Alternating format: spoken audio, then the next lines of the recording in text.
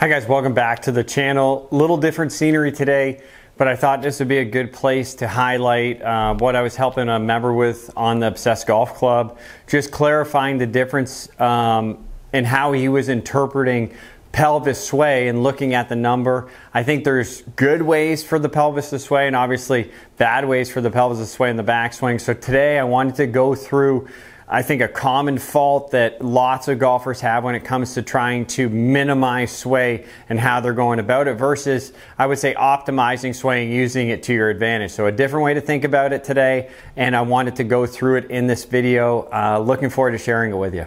Okay, looking to highlight what the member was thinking in the sense of how to improve pelvis sway as he was interpreting it as a fault. So for this player, what he was trying to do is as he was going back, he was trying to sort of pin this foot inward as he was trying to turn to help his sway motion. So noble idea, but I'm just going to show you what tends to happen when someone does that, okay? So they're trying so hard not to sway that they're having to offload this foot. So sometimes the pressure gets actually to the outside of this foot and then they're overturning their pelvis, okay, when they do that. So sometimes that actually reacts with a push backwards when they transition. So you might even see it go sort of here, and then as they start to finish, their brain to produce energy actually falls backwards and moves into more sway and transition. So you might see not much sway, and then as they get to the top, you might see an extra little motion of sway.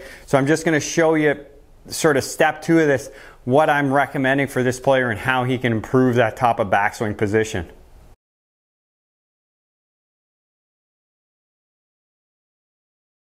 Okay, so for this player, what we're going to do is first we're going to let the pressure actually move to the right foot. So they're going to see a sway number increase early in the backswing. Okay, so this is my pressure's moving a little bit to my right foot. And then as I'm pushing and extending and twisting, right? So if I just have sway, it looks like this. But as I start to extend and turn, that sway sort of starts to look like this. And now my sway number is going to start to reduce as I get to the top and into transition, okay? So I'll record one on Sportsbox so you can look at the sway number, and then I'll sort of talk you through those pieces of what minimizing that sway looks like, okay? So if I set up, get into my setup position, feel like I go here, and then as I finish, I minimize that sway.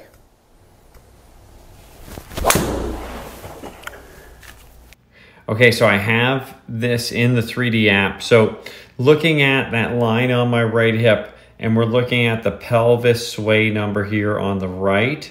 I'll put it in the middle of the screen there for you, pelvis sway at 0.6. So if I get ready to go here, you can see that there is, now I'm at 0 sway, okay, that means, and then when it goes minus, that means away from the target, okay? So as I wind up, you can see that minus number in inches. So I end up 2.3 minus 2.5, 2.8 minus 2.7. Okay, so if I freeze that, I'm 1.9 inches of sway, but you can see how I haven't went past that purple line. Okay, so that means I've created enough rotation. So as I'm turning, I'm taking away sway, but I'm still shifting into my trail leg. Okay, so resisting sway by not moving freely in the backswing, I think is really tough. What I want to do is be able to, you can see I shift into my right leg, start to rotate and push, and then that gets me into a position where as I transition, I get back to my 0 sway number pre-transition, and then I'm able to continue to move laterally from that top of the backswing position. Okay, this is a cool view from above. So you can see now that I'm shifting, so I get that shift to the right leg or my trail leg in the start of backswing. That allows me to start to push off that trail leg.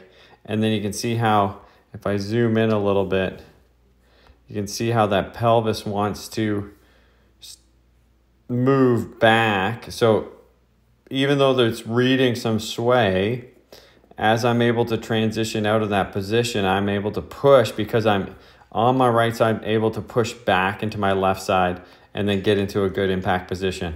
You can see in the video, I have the sway going, but because I'm able to push and continue to turn as I get taller, that starts to move my sway motion back to the target before I get to the top. And you can see that that right hip never breaks that line, even though it's reading sway, okay? So I think a super common mistake that I see a lot of players make, trying to really restrict their lower body in the effort not to sway. Again, we're looking at free motion, finding what's right for you. Obviously, depending on when you do the body movement assessment in the Obsessed Golf Club, what it allows me to do is learn more about sort of your hips and where you get the best range of motion from. So some players, the foot position might be different, but the idea of how we're using the hip and how we're going to make sure that we're using sway to our advantage instead of trying to avoid it altogether, I think a really important concept. I hope this helps you guys. Thanks so much for watching. Have a great day.